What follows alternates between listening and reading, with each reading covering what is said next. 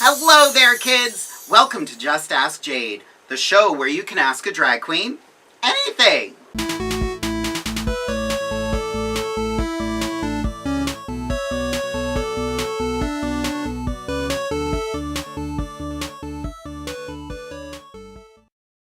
So I'm giving you a little monarch butterfly tonight, but you're not here for the look, you are here for the questions.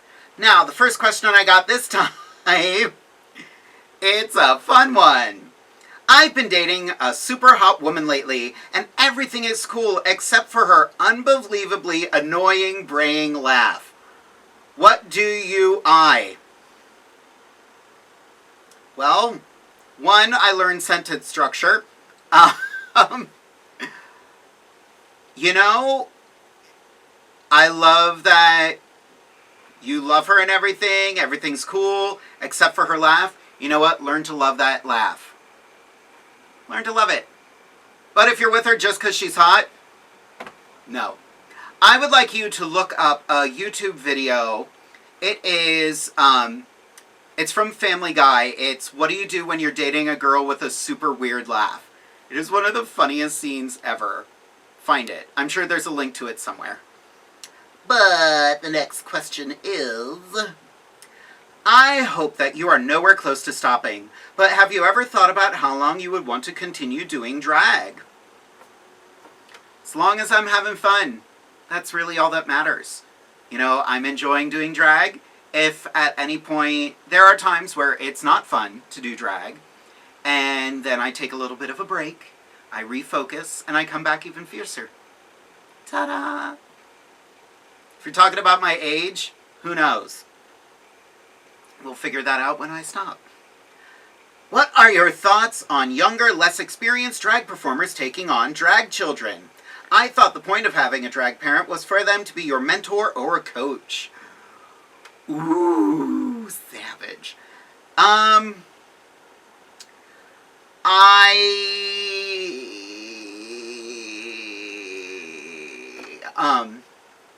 Yeah, that was my answer. I don't... That's really awkward. You know, if this person wants to be there for another performer, that's great, but don't call them your drag child. Just say you're helping them out. It took me a long time to decide on my first drag child, and I really had a connection with this person. If you're just picking someone out of nowhere because they're like, they're talented, I want to be connected to them, you're in it for the wrong reason. A drag parent should be a mentor or coach, and a friend, and someone you talk to on a regular basis. So, babies having babies, that's not cute. Moving on.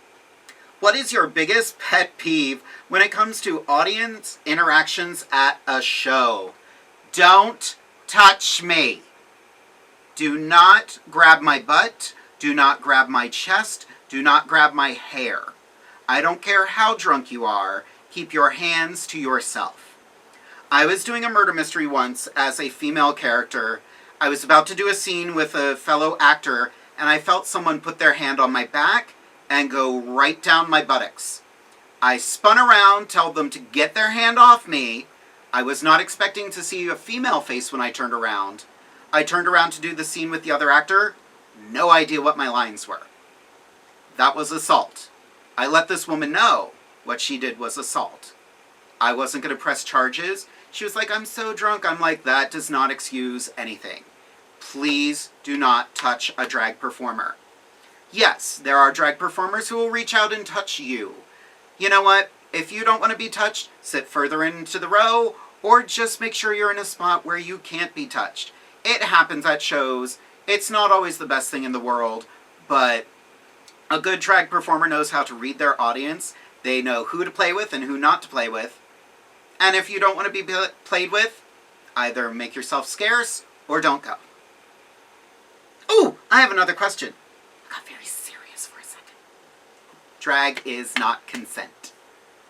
Even though, I'm going to point out, I saw signs all over RuPaul's DragCon that said drag is not consent, and I can't tell you how many people took my picture without asking me. So yeah, remember, drag is not consent.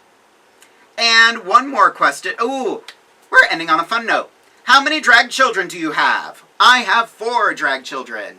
I love them all. They've all moved in very different directions. My first drag child was Izzy a He, wonderful performer who is now traveling all over the country, helping senior citizens, which is fantastic. Then I had my twins, Mikkel Bono and Mr. Treats, both still very good performers, but in very different ways. Mikkel is our current reigning Mr. Central Pennsylvania Pride, handsome young man that he is.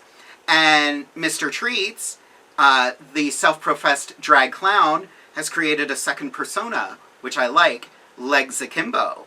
They have started doing burlesque and clown routines, and I love everything about that. And I can't forget my little girl, my daughter, Mona Moorhead. She is our current reigning Miss Central Pennsylvania Pride.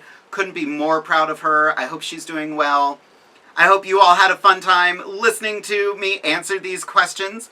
Now, if you have any questions, you could always go to my website, which is www.jadedevere.com, or you could submit them directly at ijustaskjade@gmail.com. Also, don't forget to hit the like and subscribe buttons. Thanks for watching. Say goodnight, kids. Good night, kids. Night, kids. So cute.